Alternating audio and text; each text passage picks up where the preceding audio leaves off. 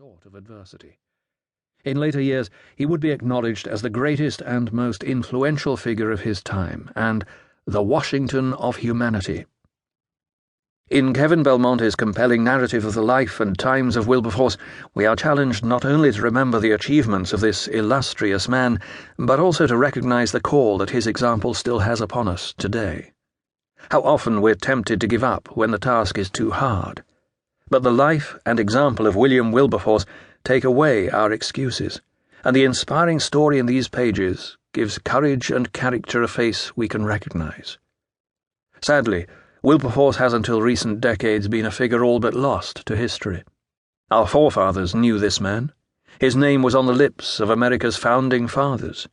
In America's struggles with this very issue, the question of slavery and the tragedies that would befall the nation in the Civil War, it was the words and wisdom of Wilberforce that would ultimately prevail. This generation needs to be reminded of the heroic saga of William Wilberforce, and we have Kevin Belmonte to thank for bringing it so vigorously to the fore. Today, wherever people struggle for freedom from bondage and the tyranny of compromise, they will have this model and this example of compassion and tireless endurance. It was, in fact, the determination, compassion, and wisdom exemplified by Wilberforce that prompted me to name our public policy institute in Washington, D.C., the Wilberforce Forum. But it was also this spirit that has motivated me for more than 25 years in my work at Prison Fellowship, bringing the love of God to those who are incarcerated in America's prisons, to their families, and to the victims of crime. This volume, William Wilberforce, A Hero for Humanity, is an important and worthy achievement, not only profound but thoroughly enjoyable to read. It is a book that will help to spread the story of a remarkable man far and wide. I am grateful to Kevin Belmonte for his own perseverance and industry in getting it all, getting it right, and getting it out for the benefit of readers everywhere. Wilberforce would be duly proud. Charles W. Colson, Chairman, Prison Fellowship Ministries. Preface. On September the 16th, 1833, a special public meeting was held in New York City.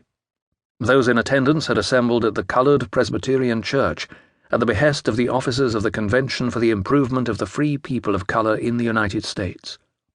It was a singular event, for they were met together to consider how they ought to mark the passing of the British anti-slavery reformer William Wilberforce, who for nearly 50 years had been the friend of Africa. For 20 years Wilberforce had led the fight to abolish the British slave trade, a victory achieved in 1807. 26 years later, and just days before his death in late July 1833, Wilberforce had learned that slavery itself would be abolished throughout Britain's colonies. News of this great human rights victory had just reached America's shores, as had the news of Wilberforce's passing. And so, sons and daughters of Africa met in New York to consider how they ought to pay tribute to Wilberforce's memory. During that September meeting, several resolutions were unanimously adopted. A committee was also appointed to draft resolutions expressive of the sentiments of regret felt by the people of color for the death of the Honorable William Wilberforce. It was their considered opinion that the most extensive manifestations of feeling be recommended to the people of color throughout the United States. The other resolutions adopted including a request that colored freemen throughout the United States be requested to wear a badge of mourning for 30 days. Pastors of the African American churches in New York City were asked to deliver discourses in the several churches as soon as practicable, descriptive of the life and virtues of the late William Wilberforce. Lastly, a committee of 5 was appointed to select a suitable person to deliver an eulogy on the life and character of the distinguished philanthropist whose death we so much lament. Soon afterward, this committee reported that they had selected Mr. Benjamin F. Hughes, principal of the Free School. Hughes delivered his eulogium for William Wilberforce on October the 22nd, 1833. Marked by passages of great eloquence, the address was eventually published and widely distributed. It is now considered a classic work of African American literature. Perhaps no portion of Hughes's oration was more powerful than the one in which Hughes compared Wilberforce and Napoleon.